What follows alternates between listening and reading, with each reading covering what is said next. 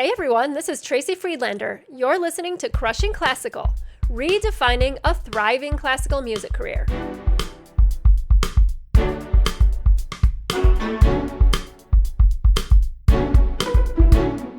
Today on the show, I have Joe Basile. Joe is a composer friend of mine from Raleigh, and I wanted to have him on the show to talk about creating his business and moving from being employed at a job to being self-employed as a musician and composer. We talk about the adjustment of being self-employed after having a job, the mindset around finding work for yourself, and the best ways composers can make sure to be noticed. This advice actually applies to any musician trying to create a business and the mindset around staying employed when it's up to you to find your gigs. You'll find that there are a ton of similarities to freelance musician careers where there's more of a component of finding the work yourself, like if you're a self-promoting soloist, chamber music ensemble founder, or a private teacher. Before we get started, I want to thank Fix Music for sponsoring Crushing Classical. Fix is your online resource for high-quality, affordable sheet music. Fix is now offering business accounts for choruses, orchestras, libraries, churches, and universities. This includes volume discounts of up to 25%. They've partnered with FedEx to offer 2-day shipping at insanely low prices, even to Alaska and Hawaii. They continue to expand the catalog with everything from high-quality jazz method books to elegant hardcover Urtext editions and everything in between. They love their customers and are open to suggestions on what to carry, which they're more than thrilled to get. It's kind of like crowdsourcing their inventory. And as always, free shipping on all domestic orders. Use the link in the show notes to receive 10% off your first order. Let's get started. Hey, Joe, thanks for coming on Crushing Classical. Yeah, it's great to be here. This is so great. We are doing this in person. It's so exciting. Yeah. I don't have to stress about technology at all. Yeah. So, Joe, you are a composer and now you're a freelancer. Yep. So I wanted to have you on today because I think so many musicians are freelancers. So many musicians are in that situation where they are self-employed essentially. And it's new territory because when you go to college, you kind of are in the mindset that you're going to go get a job, you know, whether it's teaching or in an orchestra or some kind of other job setting. But then when you get out of school and you're not getting a job yet, you're a freelancer, you're a self-employed business owner. So tell me about, first of all, you're a composer, you went to music school, and then you got a job. Like, is that normal for a composer? So nowadays it's not quite as frequent. It used to be where you would have very large music houses, jingle houses, which are still in existence today. But it's the type of thing where the job of a quote composer is it started encompassing a lot more than just writing the actual music. Where you used to have as a staff composer at a music house, you would write a piece of music and then you may have somebody copy that music into individual parts, and then you would have an arranger, and then you would have performers on that. And it's the type of thing where composers, quote unquote, nowadays, we're expected to do all of that ourselves. I didn't know there was separate arrangers. Yeah. It would depend on the production, but and that's been kind of a big thing where you've seen a lot of those jobs kind of starting to disappear because it's just like everything else. It's kind of gotten to the point where one person can do the job of many people. That's not specific to just the music industry. It's just across the entire economy. Right. But in terms of, I took a pretty meandering path to kind of get to where I am now. I did my bachelor's at Western Carolina University, had a great experience there. Was taught under a guy named Bruce Frazier, really, really great, just a great mentor, just great composer, all around person. And he was a big influence on me and quite a few other people. He worked in LA for a long time, throughout the 80s and some of the 90s as well. He worked on shows like Jag, Quantum Leap, Law and Order, maybe Law and Order, maybe I don't. I remember Quantum Leap. I yes. remember that show. Yeah, I liked it. Yeah, so he definitely worked on Quantum Leap. He worked on a Goofy movie. I mean, just like a bunch of like things like from my childhood that I remember quite a bit. And I remember exciting to meet him after all that. Yeah, right? I mean, and he was a huge mentor to me, and it was in college that I kind of discovered that you could write music for film and what that kind of felt like, because I would have a hard time, and I still struggle with this today, to write music without film, where it's just I have to write something by myself, but having something to kind of play off of and having another medium to influence what I'm doing was always, that's just something that really resonated with me in that first course. And after that, I was like, I'm hooked on this. So did you originally go in for saxophone just to play as a performer, or? So no, I went to Western Carolina they have a program there called the Commercial and Electronic Music Program. Okay.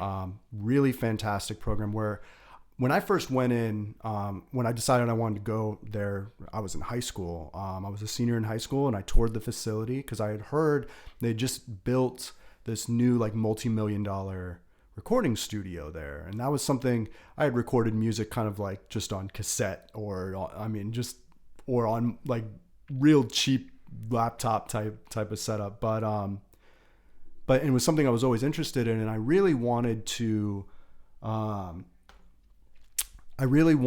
become like a recording engineer or mixing engineer. Like I wanted to work in a studio and record bands. That's like what I originally wanted to do.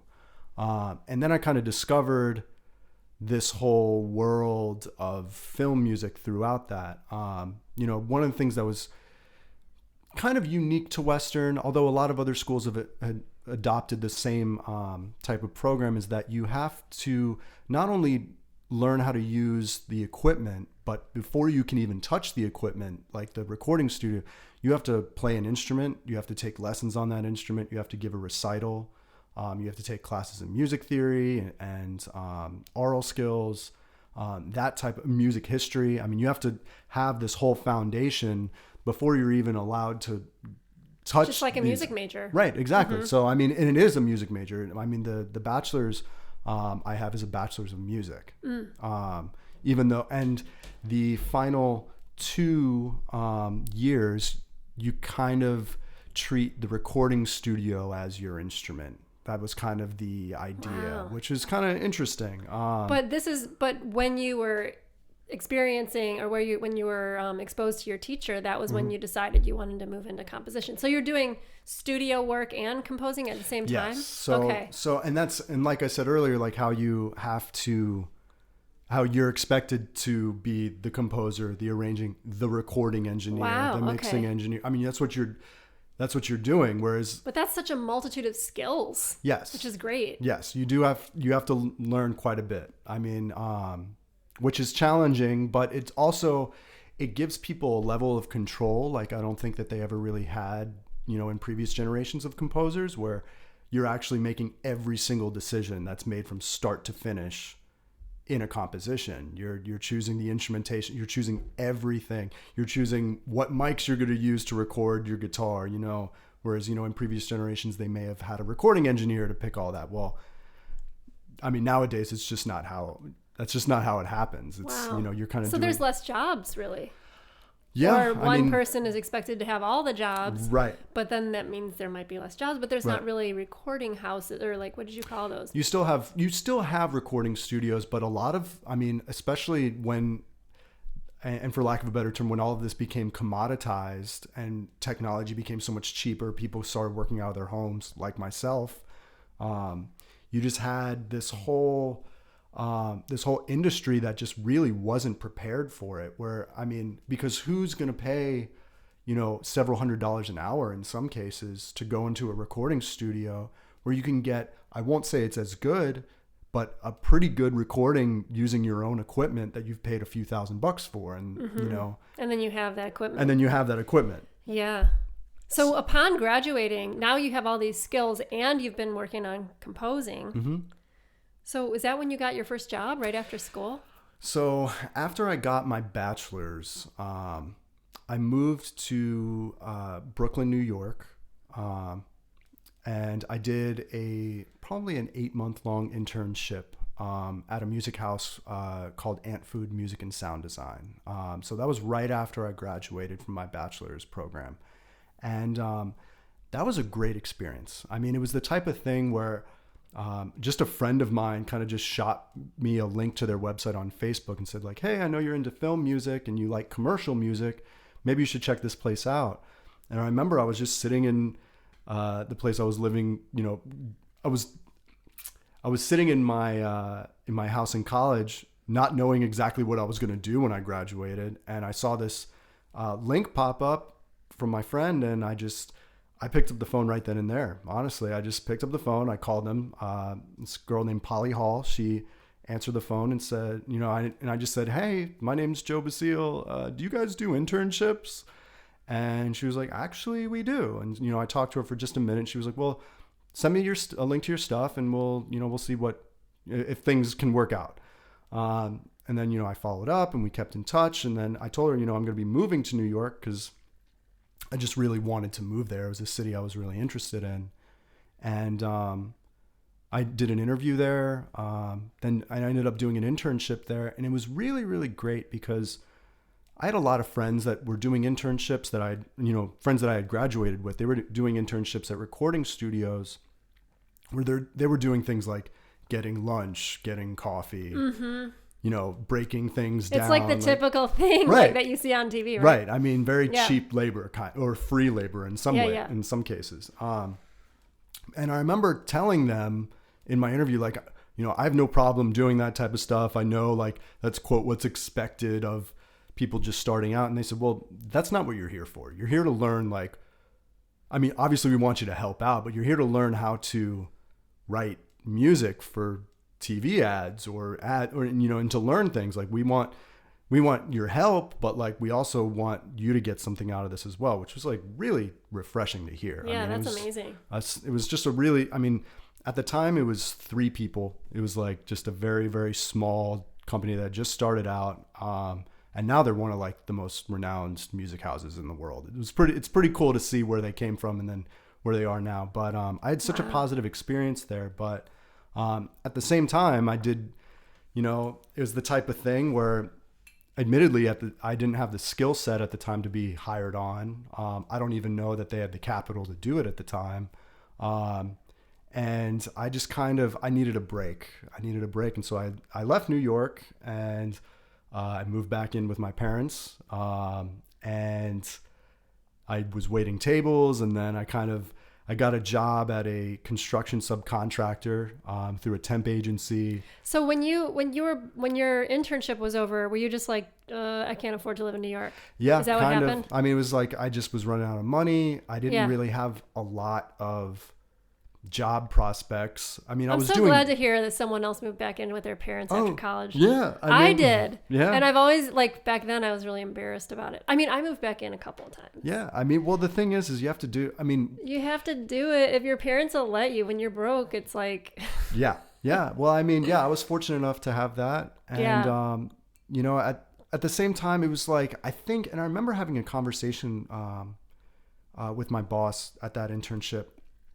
I remember when I was telling him like kind of why I wanted to leave and everything, I told him like a big part of it is like, this is hard. And like, I don't even know that this is necessarily what I want to do anymore. Like, and he was pretty realistic about it. Guy's name's Wilson Brown. Really, really just like down to earth guy. And I just remember he was like, "I understand that." Like, because so like, were you doing day-to-day stuff that you ended up doing in your career or in your jobs? So what I ended up doing at that internship was, I did everything from like help out with clients, like when they would come over to the studio for mix sessions or VO recording sessions. But they gave me a lot of opportunity. I mean, I'm almost shocked at how much opportunity they gave me, just to write pitches for commercials.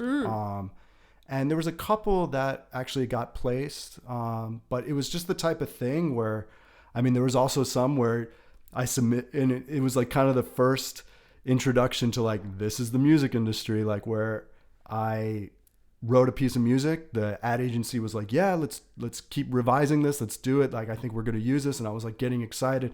And then just classic thing, last minute, let's change the whole direction. Let's get 10 new tracks in and see what, I mean, and that's just how it is. Like nowadays I'm like, okay, well, that happened, for the millionth time. So, I mean, it's very common for that to happen. And it was kind of like one of those things where I was kind of a big fish in a small pond at my college. I mean, Western Carolina University, I don't even think they had 10,000 students at the time. And so when I moved to New York and I saw the skills that all these other guys had, it was just like, boom, you suck. Like, you need to get like way better at what you're doing. And so, yeah, I mean, well, that speaks volumes for leaving your small, community and getting out there. Going to New York is like pretty much New York, LA, Chicago, like, it's like pick a big city and plunge yourself in and get a dose of reality. So that's great that you did that.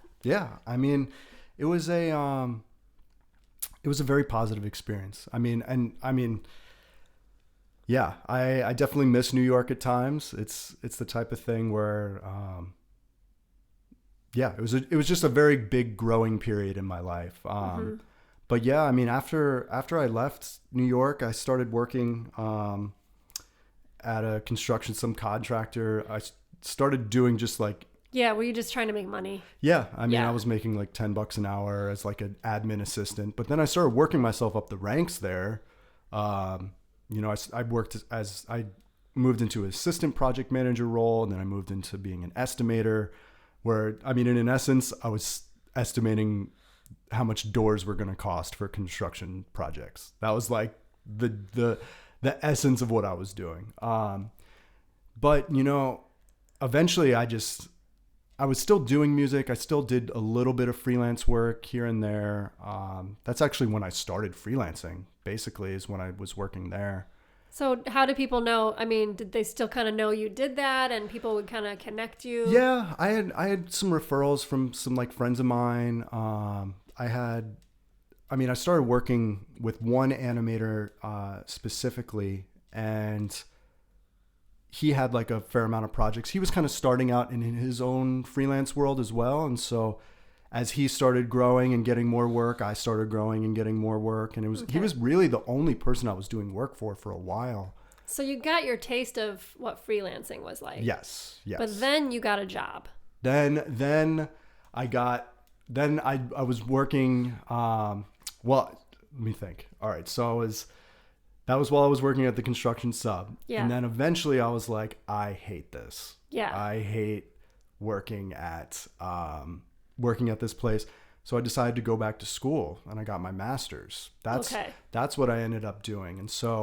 And that is when I started freelancing a lot. Where did you get your master's? Western Carolina. Again, I went back there. I still knew that because in my mind, and I had a long conversation with a friend of mine who had just started his master's in music about how much I was just like really unhappy working where I was. And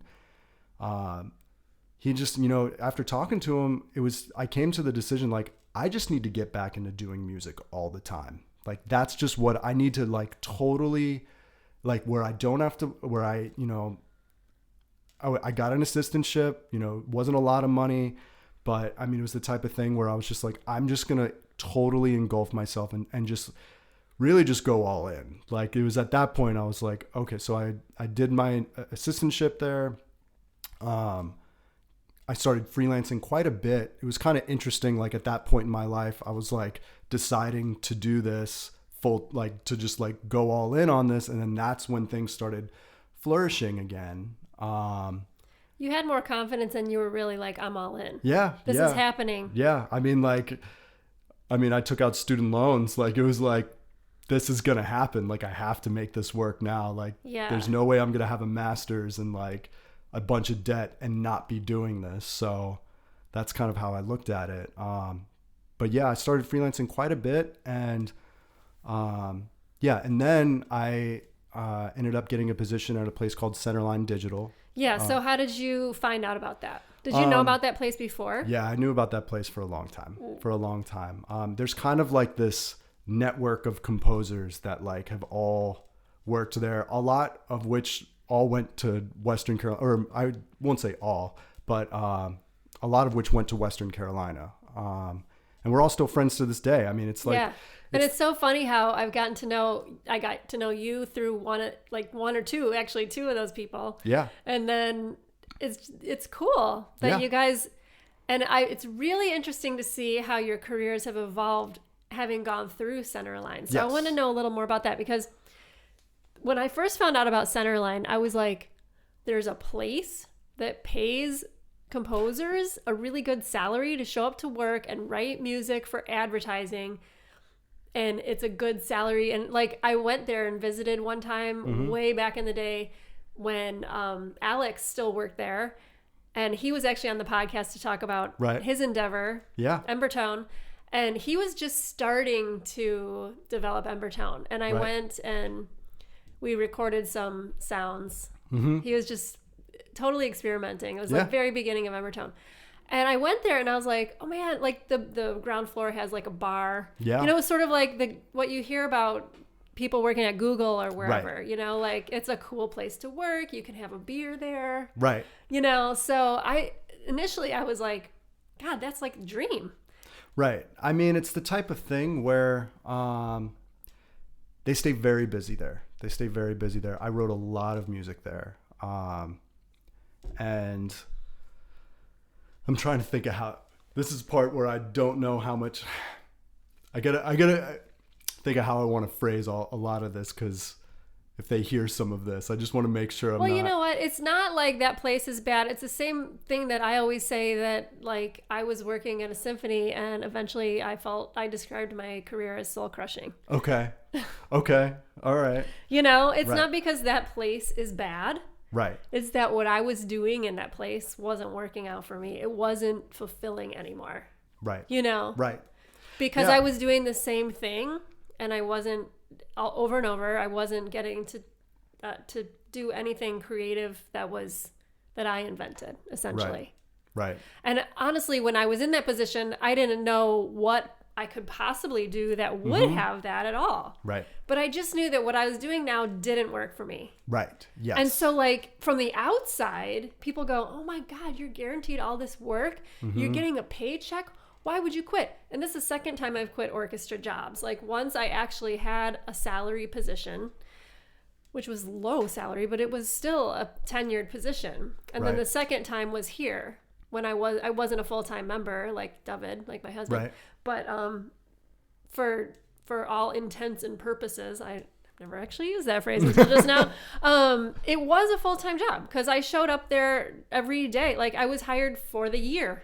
So even though I didn't have a salary and benefits on paper, I wasn't official. It was a full-time job. Right. And I did decide to leave. And people, like, I know that people are like, you're crazy. Right. You know? Right. People are paying you to play. That's like the dream. That's what you think the dream is. And so like me saying that to you, like, oh, the dream?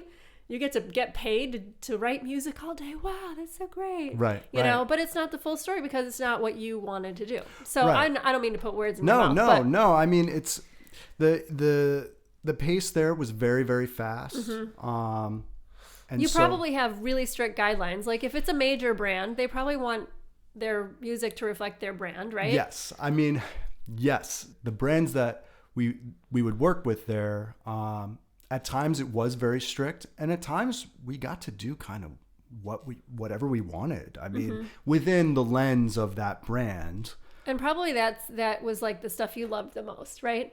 It's sort of like the symphony when you're like, oh, this week we're playing Mahler. Yes, this is the best thing ever. Yeah, absolutely. But that's like once every few years, and then the rest of the time it's the other stuff that maybe it's not ideal. Right. I mean, and what I found myself doing, and I still kind of do this in my own work, but there especially just because the amount of work, especially at the beginning, was like pretty crazy. I was just like, whoa, this is, I mean, you're practically writing a new piece of music every day. I mean, it was just, I mean, it could I can't even imagine doing that fast. It probably worked up your chops really well. Yes, it definitely, especially on a technical level, you almost don't even realize it, but you're just learning. It's like reflex type thing where you just know. But every now and then I would think, okay, I'm going to really like push this aspect of this track and really try and get, like, I remember when it was probably, I don't know, 2-3 months after I started there, I was just like, I want to do something different. And so I was like, I'm going to see if I can write a track in 7. 7 minutes? No, like 7-8. Oh, time. 7-8. Yeah. Or 7-4, I guess is technically what it felt like. But yeah, and it worked and it got approved by the client. Like it was kind of like at times I would just give myself a challenge because it's easy just to spin out of something in 4/4 and exactly. So were they like, ooh, did they know why it was unique? I don't know. Like I can't speak for how they or why they liked it but I felt like it was what worked the best and it got approved. I mean, it was it was the type of thing where I would just try and find little things. I mean, I couldn't put everything I had into every single track, but I would very often try to, okay, well, let's try using this instrument in a way, or let's try using this effect in a way, or here's a new, here's something I saw on this forum that people said was cool to try. Let's try that technique or something like that. Mm-hmm. I would try and do that quite a bit. And then, yeah, eventually I realized that I'm trying to think of how to describe it. It was such a great, experience getting that volume of work and being able to do that. But I guess I just needed to kind of experience something else. Mm-hmm. And so what I ended up doing is getting a job at a local production company as a on-set recording engineer, basically doing location audio, which was something much more technical. It wasn't nearly as taxing, at least not mentally, because it was much more technical. It was just, you set up a mic, you have to get it to sound good, make sure your levels are right, and then as long as it sounds good, you're doing a good job. And I wrote some music there, which was a really good experience as well. But I guess I always had this like itch to like just kind of do my own thing, just to kind of like do exactly, set my own schedule, get up when I want to get up, like, work where I want to work, just kind of have a little bit more ownership over what I was doing. Mm-hmm. And I really, that kind of never went away. It's like I got a job. I got like what I thought would be like the dream job at an ad agency. And the thing is it's still an amazing opportunity. It just didn't happen to be for me. Mm-hmm. I mean, it's the type of thing where there are some days I think, wow, I wish I had a celery. Some days I think I wish I had a salary and health insurance that I could look to and budget on and rely on and have people around me and like things like that where I can just really like, so there's two sides to it. Well, that's what I want to talk about, because like once you don't have, once you do have that freedom now, but then there are the practical things. I'm sure people were like, what are you doing quitting? Like, right. In your life. And then of course you have to have faith in yourself. It's true. How do you keep that faith, number one? And number two, and more like just really practically, how do you make sure that you have enough money? What is the client acquisition process? Yes. What is the client acquisition process? What mm-hmm. is the way that you budget? The thing is what has worked for me, and again, like this is just, I don't know that it works for everyone, but for me, I wanted to have ownership over what I was doing. And so the best way to have complete creative ownership over something is to do it for free. And people, and I'm not saying to do work for paid projects for free. That is definitely not what I'm saying. I'm saying if there is a personal project that someone has where they have a somewhat of a vision for it, but they're just looking to just create something, and they want, like for me, it was with animators. Animators are notorious for just creating short 10, 15-second things just to put on social media, like Instagram, things like that. And a lot of times they wouldn't have sound. And so sometimes I would just reach out to people and say, like, this is really cool. Can I put sound to this? And they have 15,000 followers on Instagram. And so they would say, yeah, absolutely. So then I do it. They share it. And then they tag you. They tag me. And then their followers see that. And I mean, I've gotten a fair amount of work from just that type of thing. That's great.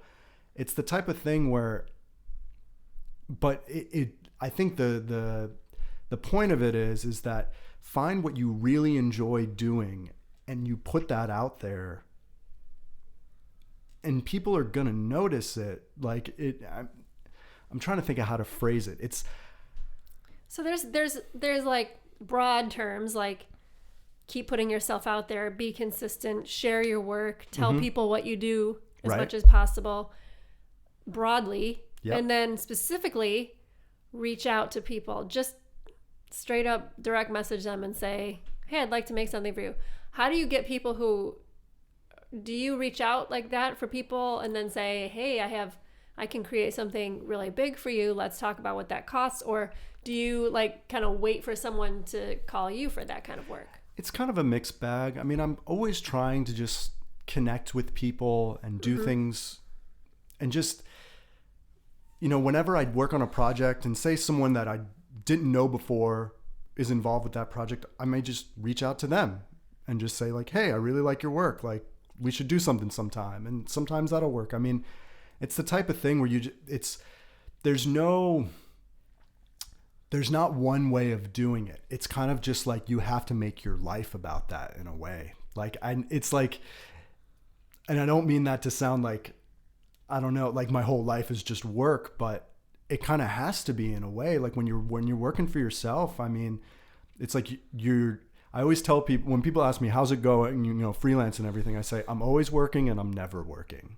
Like, it's this whole thing where like, yeah, like I'm doing work and I'm doing, but then like, I'm not, cause I get to choose when I take my lunch and but I don't know. It's kind of this like strange thing that you kind of hear about, but like you don't really know what it's like until you experience that.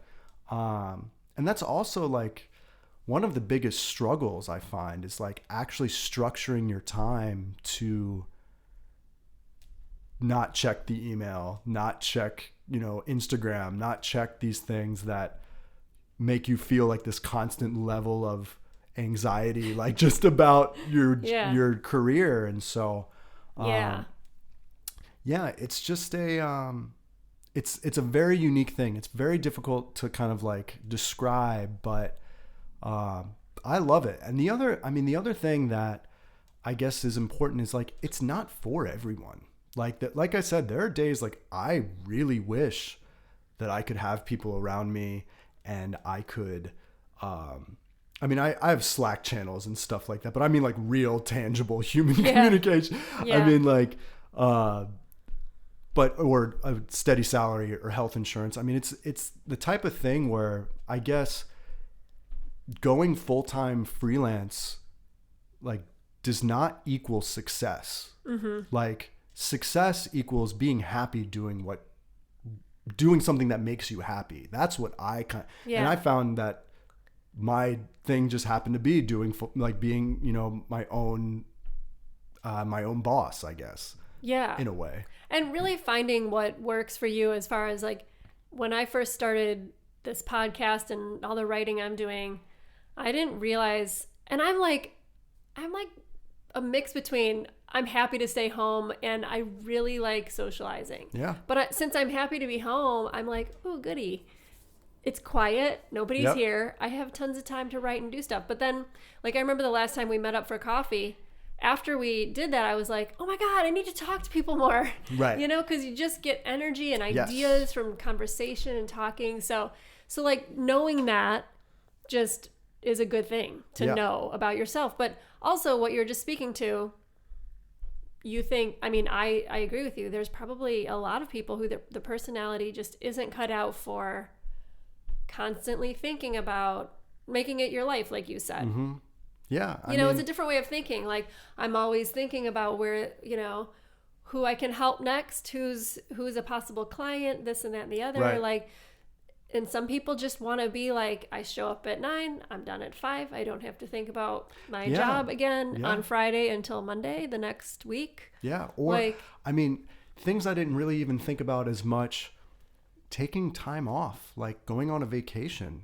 I mean, that's a struggle. Like it really can be. I mean, even times when I've had like people on backup for me, I'm still checking.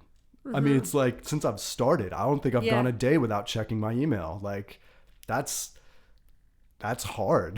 That's really hard. And I mean, yeah. it's the type of thing where I'm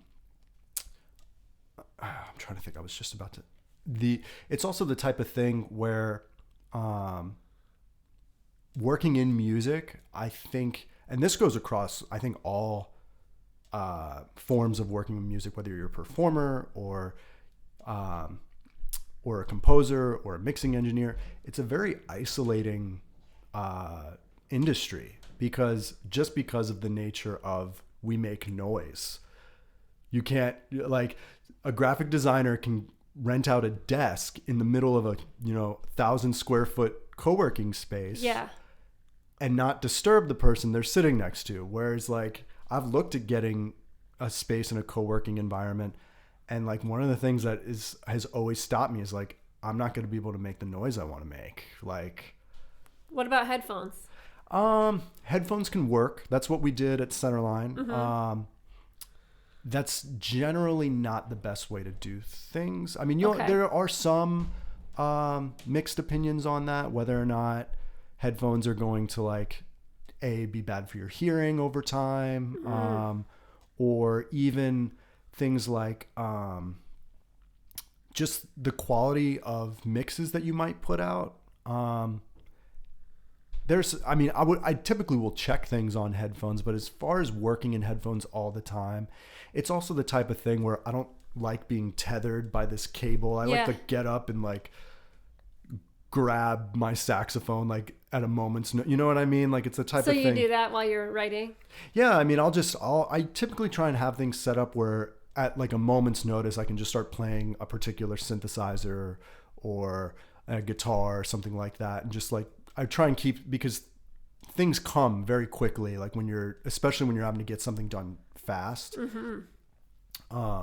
things will come very quickly. And so you want to minimize the amount of time that you're like getting the stuff out, like getting the music out. And so I try and like keep things like just the setup of my space. I try to like ergonomically set it so that like the instruments I use the most often are the ones that are closest to me. And so that like I can literally just like grab something or like turn a knob or turn something on or like, that's cool. I bet your workspace is really eclectic, like saxophones hanging out. Yeah, I mean, it can be kind of a mess at times, to be honest. But I mean, I have a lot of like synthesizers. That's kind of like the thing that, because you're looking for specific sounds, so you need to have all these different sounds. Right. And there is a lot of software out there that that does a pretty good job of emulating a lot of those sounds. I mean, in some cases I don't have a choice. Like I don't play the violin, I don't own a violin. And so I have sample libraries like one of David. I have that one. I'll use that one when I need a violin sound.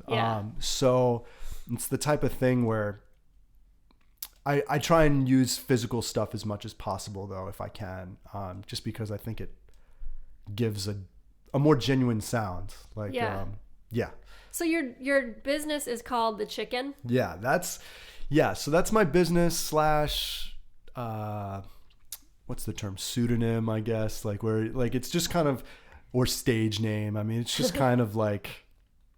When I was at Centerline, I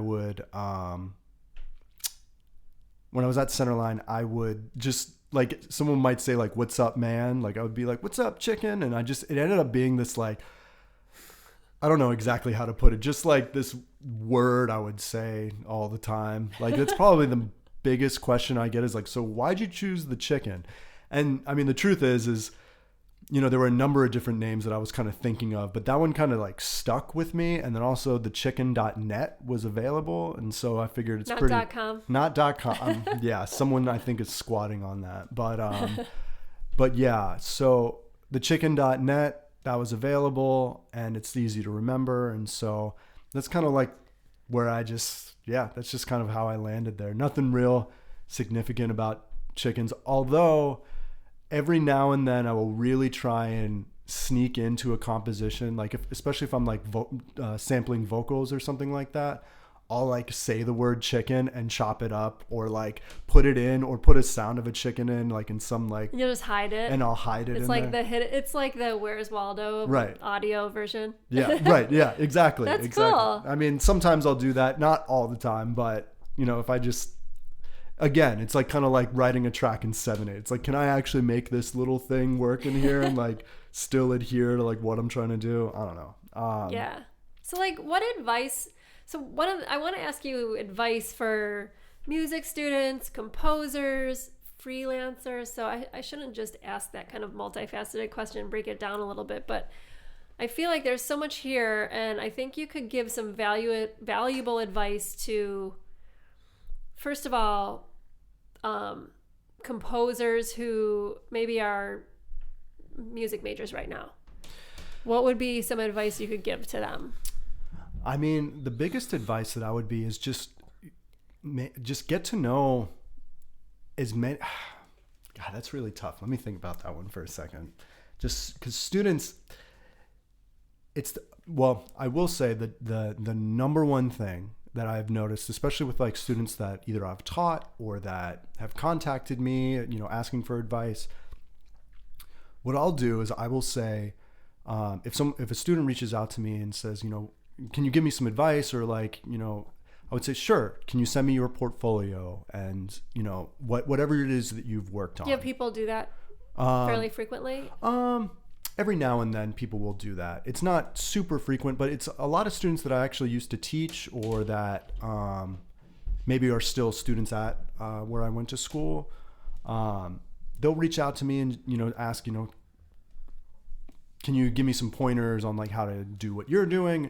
And I will tell them, I'll say, send me a portfolio of what you've done or what you're interested in, like which show like what you can do, and then I have a point of reference for you, and then I can kind of like guide you in that way.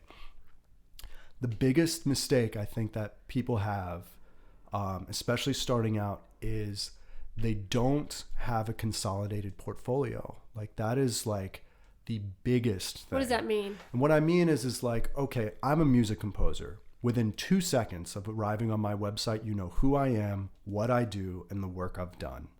And so, and the thing is and when I say 2 seconds, I mean, it literally is about that amount of time, because if I reach out to a producer and I mean, these are very busy people, typically, if I reach out to a producer and I say, yeah, here's a link to my portfolio, and they have to look for where my stuff is, or look to see what I'm good at, just to even, they might not even listen to it. They might just say like, well, I can't even find this. This website isn't working. Bye. Like, and so like, it's literally about like seconds of time. And when you're reaching out to people, like they have to just know, like, especially if it's someone that doesn't know you already, if it's just a completely cold introduction, that's tough. That's really tough. And so that's why, so I've gotten, in some instances, I've gotten links from people that don't work, it's not clear what they did on the project. It's not clear. Like you have to really, and this just comes with experience, I think, where you have to look at it from the other person's perspective and think, okay, if I had 10 seconds, if that, to look at this website, like how can I streamline that?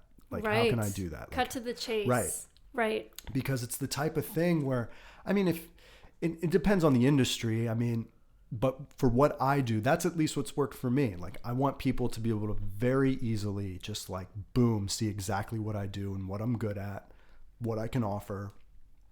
And then, I mean, in some ways that's almost more important than like who you are. Like the about me is not the first page you land on my website. It's my video portfolio. It's the very first thing. And so I think that that's really important. I think that keeping things up to date is important. You know, putting new work out there as you get it. That's something that I think a lot of people struggle with. I mean, including myself.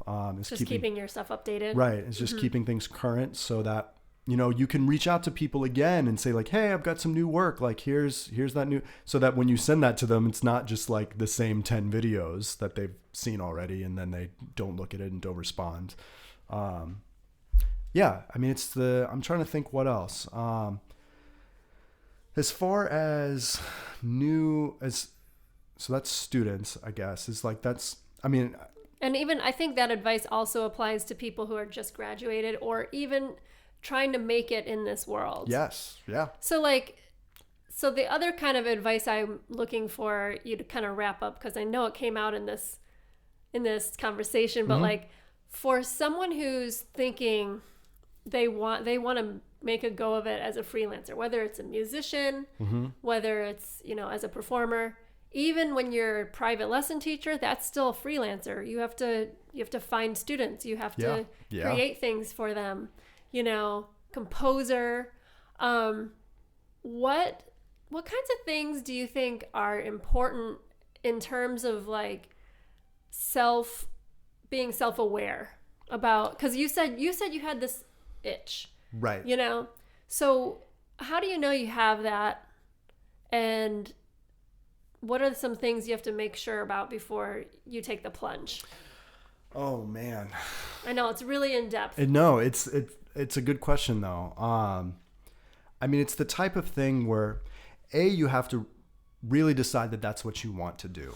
Like I think that's, and when I say that is like, cause like I said, I think a lot of times people equate being a freelancer with like happiness or like or not freedom. Even with freedom or success. Like, I feel like we live in a culture now where that's kind of like become the thing where it's like, if you're not freelancing, you're not really doing it. Like that's not true at all. Like, yep.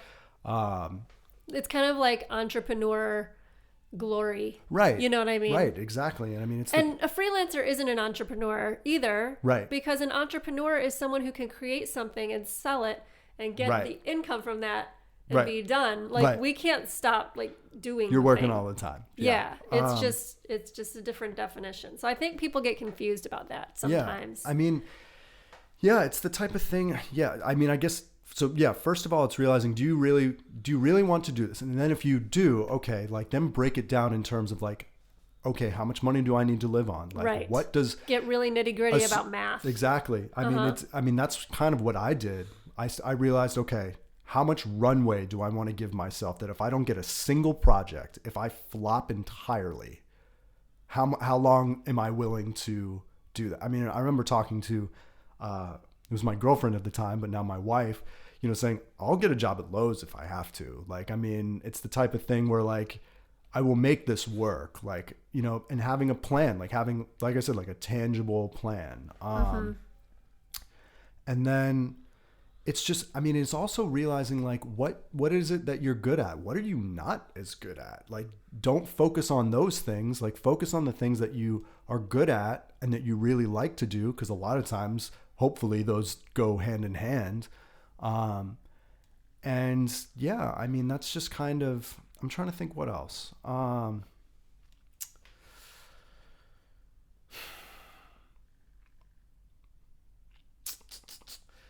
And just make as many introductions and connections as you can. I think that's key. Yeah, and that also kind of connects to like, you're always working, and which connects to, is this really what you want to do? Right. Like, you know, because being realistic about the other work you have to do, which is making connections, reaching out to people, you know, that's without knowing even if knowing that person is going to matter later, but it doesn't matter. Right. You know? Yeah. Yeah. It's true. Yeah. I mean, I'm trying to think what else.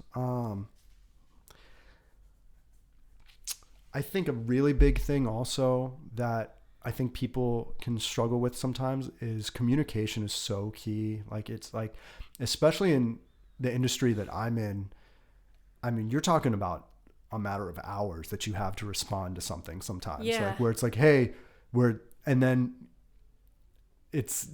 and that's again, like I said, like, do you always want to be like putting yourself under that kind of pressure, to kind of do that? I'm not saying that that's all you have to do, but I mean, that's kind of the mindset that I have, is where like, I really try and stay connected and communicative with all my clients, because I mean, you don't have that steady paycheck. So like everybody's a client, you know, like, and so it's just, yeah. That's great advice. And, I mean, one of my favorite teachers and mentors who has been on the podcast twice, he was from that era of, he was a composer for commercial music, probably, he owned his own company. Okay. And probably had those other people in there, like you described earlier, that did all the other, the production, the mic setup, all that. And he used to call people for gigs. This was in the 90s when they still did like jingles or, like one time I recorded a Lucky Charms commercial. Oh yeah. I remember you telling me about that one. Yeah. And it was a situation but anytime he would call, you had minutes to get back to him, or he was moving down to the next. I mean, because so it was probably because there's a time restraint when you have a client. They need something for a certain thing. Yep. It needs to happen. So communication, staying in touch, staying connected. Yeah. All of those things. You can't be a flake about like answering your messages or being able to be, to be contacted or whatever too. Right. I mean, and it's also a matter of, and this is something that I've learned how to do a little bit more recently, where realizing like, okay, when is it okay to say no or refer a project or something like that? Because the second you really just start taking on every single thing, this is something people struggle with as musicians all the time. And you don't, because all it takes is a string of a few bad projects, and it can really be pretty detrimental to like reputation and things like that. And so you want to just like, reputation is so important. I mean, it's so important. And so it's just a matter of even just saying something like, I mean, if just saying like, I'm not able to take this on, like reach out to this person, or just having that sort of honest communication with your clients, and then just being honest with yourself. Like, should I really take this on? Should I really do this? I've had a big shift in that. Yeah. Lately. I mean, it's tough. I mean, and I say, let me know if you need any names. Right. Exactly. Because if they don't, then that's less work for you, because you don't have to give up names and numbers or whatever. Right. Exactly. Yeah. I mean, I'm trying to think of what else.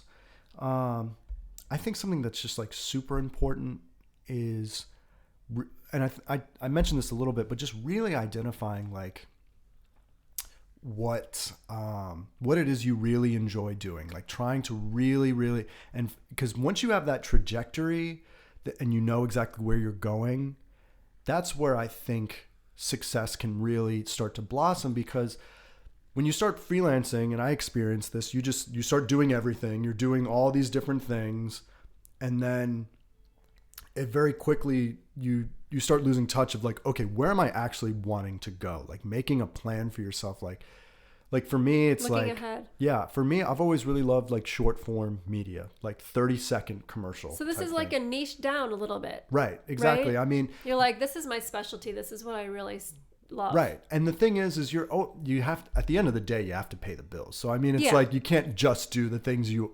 100% love to do all the time, but just having a trajectory. And I mean, and this kind of made me think of another point of another thing that I think composers struggle with a lot. And I had it was my boss in my internship. He told me one of the struggles of being a composer for what we do is that in order to make something good, you have to have some level of emotional connection to it. Like that has to and because how's it going to connect to somebody else if you can't connect to it yourself? I I'm not saying that everything has to be a tearjerker or like it has to be a masterpiece every time, but there has to be something in there that you're connected to. And the tough part about that is that also it's a double-edged sword because it opens you up when someone criticizes it. It's like they're criticizing you. Yeah. And so that's something that you also have to really like learn to kind of compartmentalize. Yep, it's the same with auditioning and taking exactly. lessons, because you go to a lesson and you expect to be critiqued. That's what it is. Yep. So you have to learn how to kind of allow yourself to take that without being crushed by it. Right. Yeah. You know. So Joe, like, how can people find your work? Well, the most fun stuff I do, I try and put on Instagram. Okay. It's just the chicken sound. That's all it is. It's just the chicken sound. I'm on SoundCloud as the chicken sound, and then my website is just thechicken.net. Perfect. Yeah, that's just me. I love it. Yeah. Well, thank you so much for coming on today and breaking all this down. And it's been so educational. Yeah, absolutely. Thank you for having me. Awesome. Great. Thank you. I'm Tracy Friedlander, and you've been listening to the Crushing Classical podcast. You can follow Crushing Classical on Instagram and Facebook at Crushing Classical. If you haven't yet, you can go to Apple Podcast and subscribe, rate, and review this podcast. Your reviews help others to find these conversations. Thanks for listening.